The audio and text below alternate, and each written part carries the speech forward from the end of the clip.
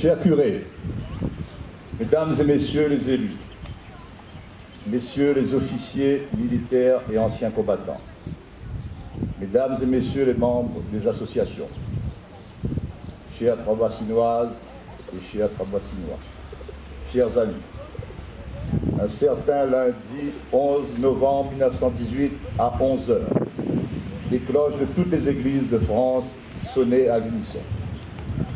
Dans les tranchées, les clairons s'empressaient de sonner le cessez-le-feu.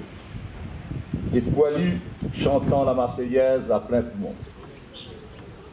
Ces derniers, épuisés par 4 années d'une guerre sans nom, assistaient à l'acte final d'un cataclysme mondial qui fit basculer l'histoire d'un siècle. Nous sommes rassemblés aujourd'hui pour honorer la mémoire de tous ces soldats français et alliés morts pour la France, pour une nation qui éclaire depuis maintenant des siècles le monde du phare de la liberté, de la dignité et du devoir. Nous honorons aussi tous ceux qui ont souffert dans leur chair et tous ceux qui sont revenus peut-être indemnes physiquement, mais à jamais marqués dans leur esprit. Même si les temps présents nous inquiètent, nous vivons sur notre sol dans une relative paix et un certain confort qui ne nous permettent pas de vraiment comprendre les conditions effroyables de la Grande Guerre. La solitude et la peur du combattant qui monte à l'assaut, la terreur de ces soldats pris sous le feu de l'artillerie, la souffrance des blessés, des populations gazées, les nuits interminables et glacées à attendre un nouveau jour meurtrier. Que savons-nous de cela? Peut-on, ne serait-ce qu'un instant, imaginer de savoir qu'on ne survivra pas au prochain assaut, ou que notre camarade de combat, qui partage nos angoisses et nos espoirs, ne verra pas le jour prochain se lever?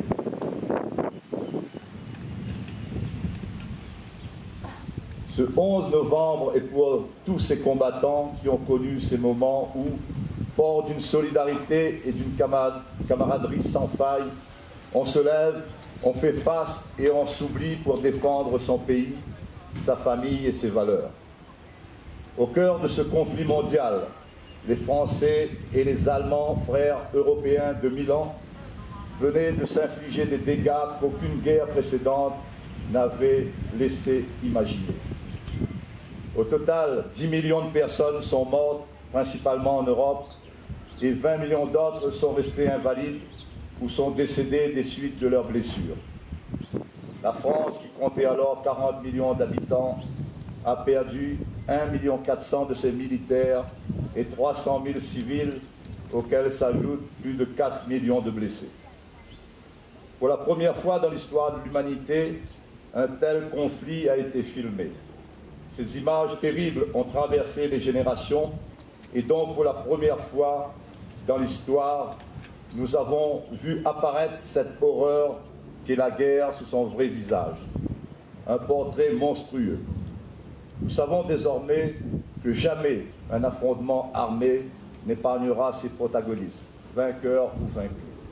Le devoir de mémoire doit prospérer et pour transmettre cette force collective et cette vision commune qui font le ciment d'une société et la grandeur d'un pays. Nous avons une dette envers tous ces combattants, une dette perpétuelle, que ce devoir de mémoire nous rappelle. Mais cette dette est avant tout une dette personnelle de chaque Français envers chacun de nos soldats, passés ou présents. Jamais nous ne nous acquitterons de cette dette que nous avons. C'est pourquoi nous avons l'obligation de nous montrer dignes de leur sacrifice. Nous devons entretenir cette flamme qui brûle en nous, celle qui nous réchauffe chaque jour, qui nous autorise la libre expression, le choix de notre modèle de société, l'expression de notre liberté individuelle, la solidarité envers nos semblables. Ces soldats, au fil de nos trop nombreuses guerres, nous ont enseigné que l'intérêt supérieur de la nation n'est pas une abstraction, mais bel et bien un engagement personnel, concret au service de sa patrie. La paix n'a bien sûr pas de prix, mais cela n'est pas une raison pour oublier la détermination au combat des hommes de 1914. Il nous faut remercier nos anciens combattants réunionnais et trois-bassinois, ceux qui sont présents en ce jour de commémoration. Puissent ces derniers nous servir d'exemple, rendant leur hommage, ainsi qu'à tous ceux qui ont tenté d'adoucir le sort d'une nation déchirée au milieu de l'Europe. Pour conclure, je vous demanderai une minute de recueillement pour que chacun puisse se transporter dans ces tranchées de novembre 1918, dans les carrés militaires de nos cimetières, dans les hôpitaux et hospices d'alors, chez des veuves de guerre. Ce recueillement et cette gratitude sont bien peu, mais sachons témoigner à tous ces héros anonymes notre respect éternel. Que vive la République, que vive la France. Merci.